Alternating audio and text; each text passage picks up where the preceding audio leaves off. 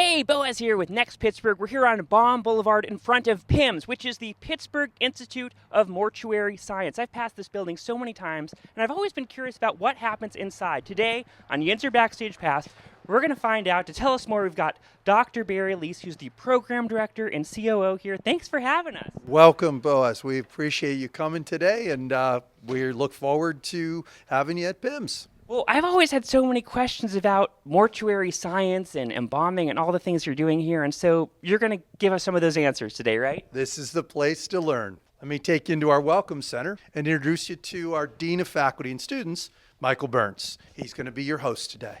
All right, gosh. Can I call you Mike? I heard other people calling you Mike. Well, Mike, thanks for having us. Glad to be here. How big is this building, first of all? This is a 5-story building. We only use 4 levels of it.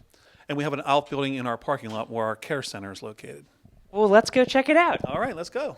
This is our 3rd floor Alumni Hall auditorium. In here we have whole school seminars. We'll have continuing education credits for funeral directors in here.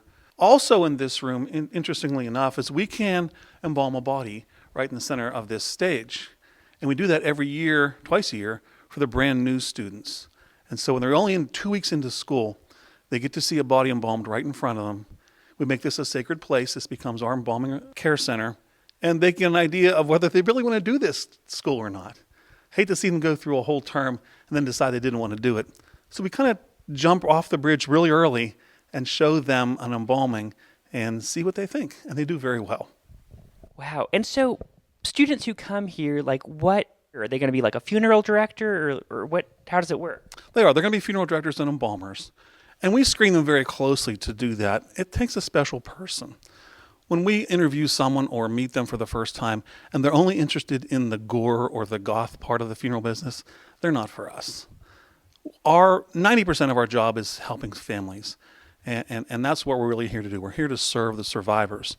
The actual time you spend with a dead body is 5 or 10% of your job. The other 95% is with the living.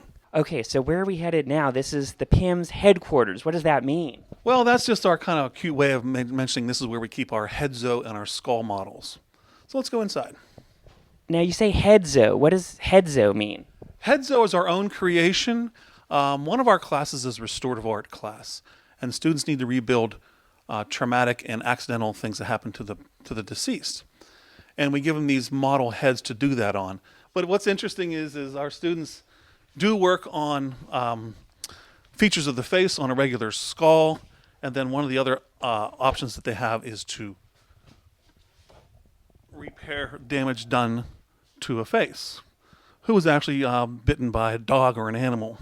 This is what the wounds would look like, and they have to rebuild all the parts to it. And so you just have a bunch of copies of these, and the idea is that, like, let's say this person would have an open casket, and you just want their face to look like how you remembered it, not after this traumatic accident. That's the idea. And they have to learn about all the different parts and pieces of the face and how to use the clay and the wax and cosmetics to recreate all those features.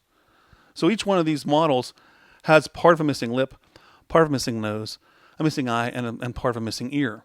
That way they have to touch each one of those features. Wow. And then how do they get graded on something like this? Well, we do. This is not easy to grade because so many people have different artistic talents. Nobody's Rembrandt, they're just students that are just trying to learn. But as long as they have all the parts and pieces there and they've made a very good effort, they'll do well. Oh, wow. Lots of mini caskets. Yes, this is our casket selection room. This is to teach the students marketing, the differences in caskets, the differences in vaults, the differences in urns. We use this room, we do what we call mock funeral arrangements in this room. And that's where we have students sit down here and pretend they're making funeral arrangements. And what happens is they're filmed, and there's microphones in the ceiling, and we can beam this arrangement to another classroom, and they can sit over there and critique each other on how they're doing their job. So it's like role-playing improv. It is. It's role-playing improv, casket selection, vault selection, and the whole funeral arrangement process. Like these are real caskets that people could buy? Well, these are vaults. These are miniatures of vaults. When you have in-ground burial, the casket goes in a vault or an outer burial container, and these are miniatures of them. Gosh, well, I already don't know anything about this. So this goes in the ground? Correct. This would go in the ground. The casket would go in here, and the lid goes on top of that. Very rarely do you put the casket right in the earth. And then over here, so these are caskets then on this side? Correct. These are caskets, and they're shown this way so we can fit more in the room at one time. They are real caskets. They're the real thing. They've been cut down so you can get the idea of what the colors are, the wood grain patterns. So this casket's interior, there's a picture, and they can touch the blanket and see how it feels. And then over here, they're urns, I guess, if they're cremated. Correct. We do have a whole class here on cremation, teaching the students the whole story about cremation and all the rules and regulations surrounding it. And this is our care center right here. We handle almost 500 cases a year here that our students embalm in teams. The rules are in the United States that you have to embalm at least 10 bodies while you're in school. Our rules are 3 times higher than that. So 30? 30. So our students, when they leave here, they're very well versed. Yeah. One of our other staff members here is Chelsea Cush. She's a licensed funeral director as well, and she's a new teacher with us, and she's one of our embalming mentors as well. Gosh, well, hey Chelsea, thanks for having me. Yeah, thanks for having me. And so when you come into this building, like you immediately smell some smells. Like what am I smelling right now? Probably the chemical that we use to embalm, so like a formaldehyde-based chemical. Yeah. So. And are we able to like see the room where you do some embalming? Can we come look at that? Oh yeah, absolutely. Let's go.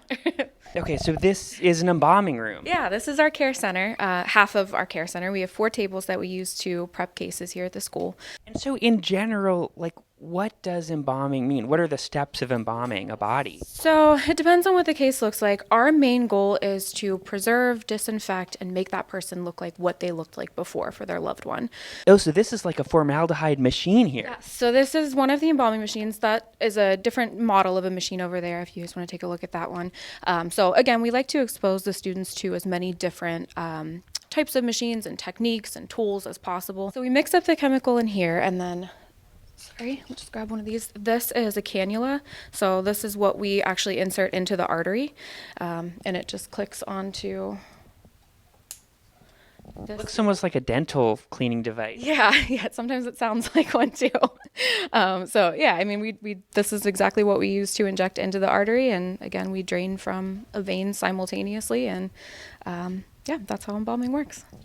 And then here, like an eye cap, a mouth former, needle injector wire, what do all those things mean? So eye caps here, you would put these in a decedent's eye to give the eye some shape again. Trocar button, this would be something that you use to close up an incision, a round incision. Calvarium clamps, this is what you would use to help you close a skull or put a skull back together in the case of some sort of like accident. Was this something you were always interested in? It just feels like such a specific career to go into. Yeah, it was not. I had no idea that this is what I wanted to do. I was in college for environmental science. I was getting my master's degree. We had learned about green burial, and I was thinking like, wow, that sounds so interesting. Did not know that that was a thing. Looked more into that, and that's what kind of sent me down the funeral service rabbit hole. Going through this experience must like change your feelings towards death. Absolutely. I don't want to say, you learn to deal with a lot more than you expect yourself to be able to deal with. We don't ever get desensitized to it. I think that's when you kind of maybe need to take a step back from the business if you're desensitized. But you see a lot of things, and you learn to fix and deal with a lot of things. A lot of the cases that we get here at PIMS are families that can't afford embalming, and their option then would be cremation or something very, very quick. Those funeral directors contact us. We do all that work for free for them. We'll transfer the body here, we'll embalm the body and transfer it back to them at no cost to the family.